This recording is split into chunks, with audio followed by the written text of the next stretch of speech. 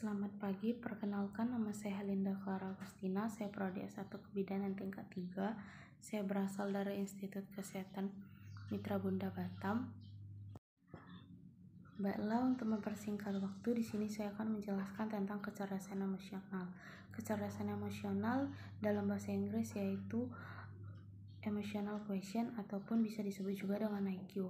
IQ ini sendiri memiliki arti yaitu kemampuan seseorang untuk menilai, menerima, mengelola, dan mengontrol emosional terhadap diri sendiri dan di sekitarnya.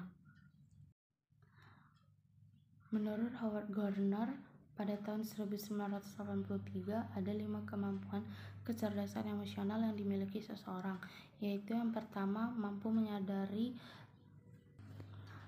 dan mengelola emosional diri sendiri, lalu memiliki kepekaan terhadap emosi orang lain.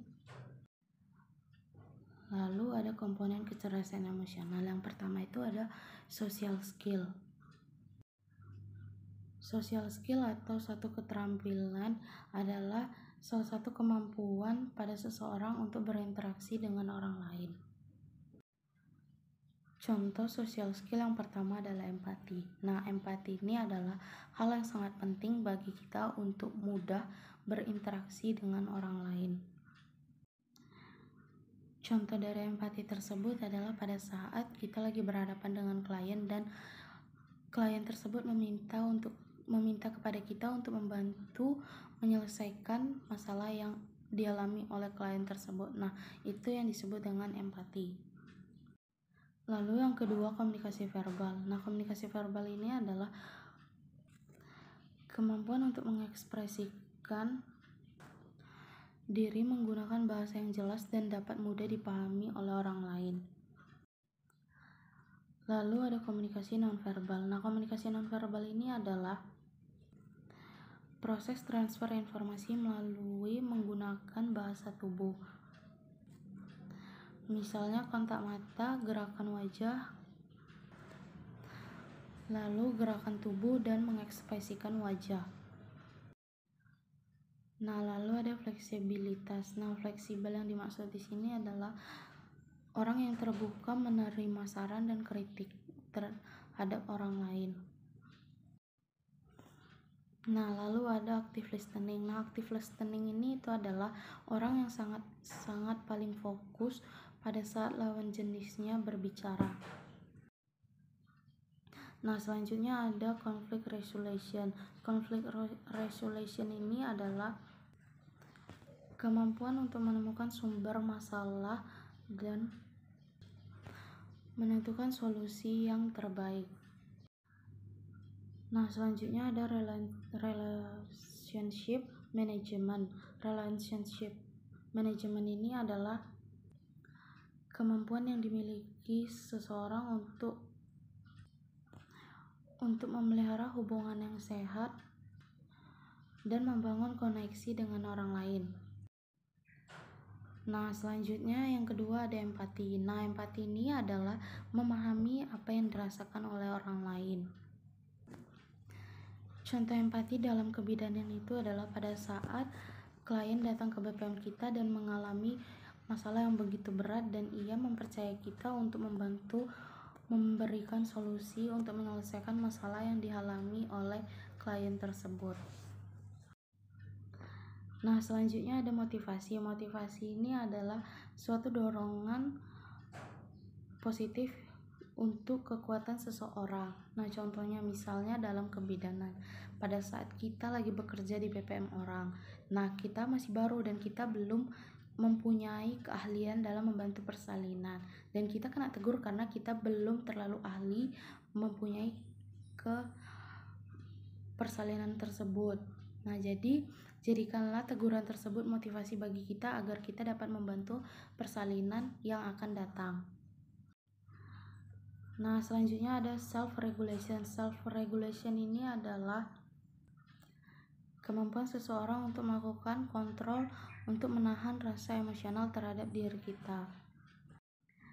Selanjutnya ada self-awareness. Self-awareness ini adalah salah satu kemampuan seseorang dalam memahami perasaan, pikiran, serta evaluasi diri.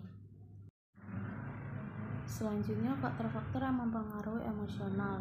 Yang pertama, perubahan interaksi dengan teman. Lalu yang kedua, jenis kelamin. Lalu yang ketiga, perubahan pandangan. Lalu yang keempat, perubahan interaksi dengan teman. Lalu yang kelima, perubahan jasmani. Yang keenam, usia perkembangan kematangan. Lalu yang ketujuh, temperamen. Lalu yang ke-8, perubahan traumatik. Lalu yang terakhir, pola asuh orang tua. Lalu selanjutnya ada intelijensi emosional dalam praktek kebidanan. Praktek kebidanan adalah pelayanan kebidanan yang dilakukan bidan dalam bentuk asuhan kebidanan. Lalu selanjutnya ada kompetensi bidan. Kompetensi bidan adalah kemampuan yang dimiliki oleh pendidikan profesi bidan yang meliputi pengetahuan, keterampilan, dan sikap dalam memberikan asuhan kebidanan. Lalu selanjutnya ada kebudayaan. Nah, kebudayaan adalah suatu sistem gagasan, tindakan, hasil karya yang diperoleh oleh manusia dengan belajar dalam kehidupan masyarakat. Nah, selanjutnya ada budaya. Budaya adalah aturan tindakan anggota kelompok yang dipelajari dan dibagi serta memberi petunjuk dalam berpikir, bertindak, dan mengambil keputusan. Lalu selanjutnya ada perilaku aspek budaya yang mempengaruhi dalam pelayanan kebidanan. Yang pertama itu adalah health belief. Health belief ini adalah tradisi yang diberikan secara turun-menurun. Contohnya misalnya, seorang ibu hamil di masyarakat Tanjung Limau tidak boleh melilitkan handuk di leher dikarenakan akan mengakibatkan bayi lahir terlilit plasenta. Selanjutnya yang kedua, lifestyle. Lifestyle adalah gaya hidup. Contohnya, tradisi menikah di Papua. Di Papua, tradisi menikahnya menggunakan mas kawin berupa barang berharga dengan harga yang fantastis. Biasanya mas kawin tersebut berupa senjata api peninggalan kolonialisme Belanda dan Jepang. Lalu yang ketiga adalah health seeking behavior. Health seeking behavior ini adalah salah satu bentuk sosial budaya yang mempercayakan apabila seseorang sakit tidak perlu ke puskesmas atau tenaga kesehatan yang lain, akan tetapi cukup dengan membeli obat-obatan di warung ataupun mendatangi dukun. Selanjutnya adalah perilaku budaya masyarakat dalam kebidanan negatif selama masa nifas. Contohnya yang pertama adalah budaya panggang api pada ibu yang bertujuan untuk mengembalikan kekuatan tubuh ibu setelah melahirkan dan mencegah terjadinya ibu gila. Alasan mendasari lain panggang api atau tatobi adalah kekhawatiran orang tua terhadap kondisi anak terjadinya lemah ataupun tidak kuat, ataupun bahkan bisa membuat kondisi anak tersebut menjadi gila pada saat si ibu bersalin. Namun kenyataannya pada hal ini akan membuat berakibat buruk. Bukan hanya ibu, kemungkinan